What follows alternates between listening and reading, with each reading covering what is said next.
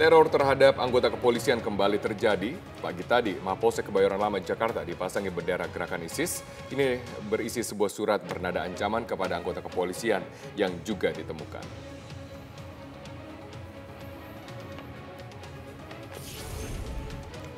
Ratusan ribu tenaga kerja Indonesia terancam diburu oleh kepolisian Malaysia karena masih berstatus tenaga kerja ilegal.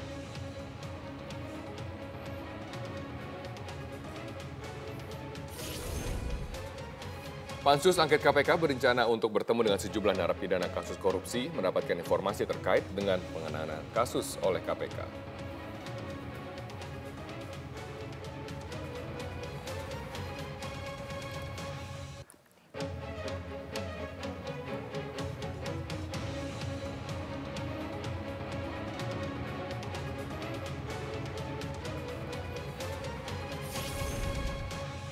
Selain itu kami juga akan menghadirkan beragam isu besar yang terjadi selain 3 topik utama tadi.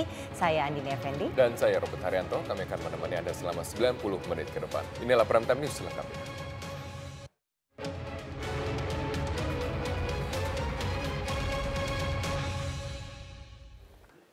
Ketua Yayasan Solidaritas Sahabat Cendana Firza Hussein kembali memenuhi panggilan Direktorat Reserse Kriminal Khusus Polda Metro Jaya hari ini. Polisi memeriksa Firza terkait statusnya sebagai tersangka dalam kasus percakapan via WhatsApp berkonten pornografi yang juga menyeret nama pimpinan FPI Rizik Syihab. Ditemani kuasa hukumnya Aziz Yanuar, Firza datang ke Mapolda Metro Jaya 9 pagi. Tidak ada komentar yang disampaikan Firza terkait agenda pemeriksaannya kali ini. Namun kuasa hukumnya menjanjikan akan memberikan pernyataan begitu pemeriksaan selesai dilakukan. Sebelumnya Firza ikut menjadi tersangka setelah blog berjudul Balada Cinta Rizik menjadi viral karena mengungkap percakapan pribadinya dengan Rizik Syihab.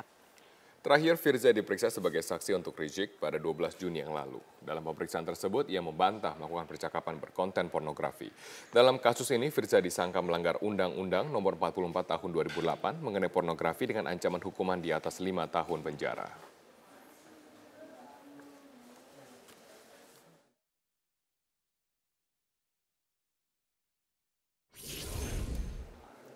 Firza Hussein ikut menjadi tersangka setelah blog berjudul Balada Cinta Rizik menjadi viral karena mengungkap chat pribadinya dengan Rizik Syihab. Namun dalam pemeriksaan pada tanggal 12 Juni yang lalu, Firza membantah melakukan chat berkonten pornografi.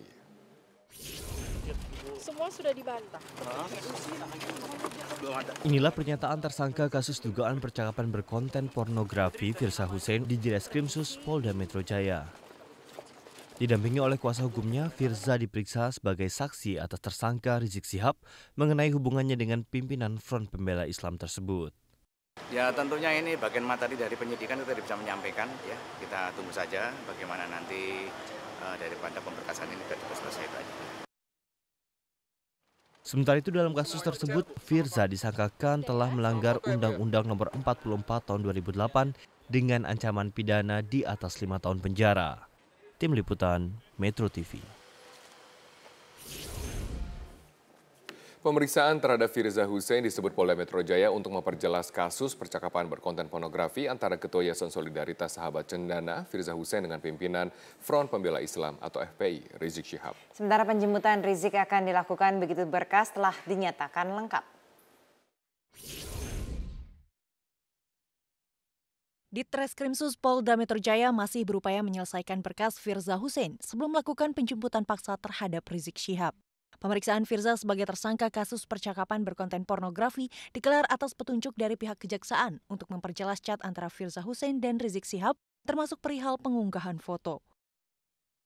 Sementara pelengkapan berkas Rizik Syihab tidak memiliki batas waktu karena yang bersangkutan tidak ditahan. Namun Ditreskrimsus Polda Metro Jaya berjanji segera melengkapi berkas pimpinan FPI itu. Dia kan ditahan. Ini kan enggak tuh. Oh, kalau nggak ditahan tuh? Beda, iya. Ini kita cepatnya kita menyelesaikan. Kita ini dulu udah kami sampaikan. Jadi berkasnya Firza dulu kita selesaikan dulu ya satu-satu. P19 kita selesaikan. Dan kita menunggu dari jaksa untuk keterangan P21-nya. Sebelumnya Kapolda Metro Jaya Irjen Pol M. Iriawan berharap kesadaran pribadi Rizik Syihab untuk pulang ke Indonesia. Kita akan rapat lagi nanti dengan Mabes Polri dan imigrasi. Kita akan lihat, saya yakin lah beliau kan juga home run ya, akan kangen kepada negaranya pasti pulang. Dalam kasus percakapan berkonten pornografi dengan tersangka Rizik Syihab, di Treskrimsus Polda Metro Jaya sedikitnya telah memeriksa 20 saksi, termasuk Firza Hussein, serta sedikitnya 15 orang ahli. Namun hingga kini, polisi belum menemukan pelaku yang mengunggah percakapan dan foto berkonten pornografi tersebut. Tim Liputan, Metro TV. Keinformasi lain, ratusan pengemudi GrabCar Selasa siang menggelar unjuk rasa menuntut kejelasan alasan pihak manajemen Grab yang melakukan suspend atau menonaktifkan akun pengemudi secara sepihak. Menurut pengunjuk rasa, penonaktifan akun pengemudi GrabCar dilakukan pihak manajemen saat promo THR Lebaran dijanjikan oleh pihak GrabCar. Para pengemudi memprotes karena penonaktifkan akun ini mereka tidak memiliki uang yang cukup saat Lebaran yang lalu.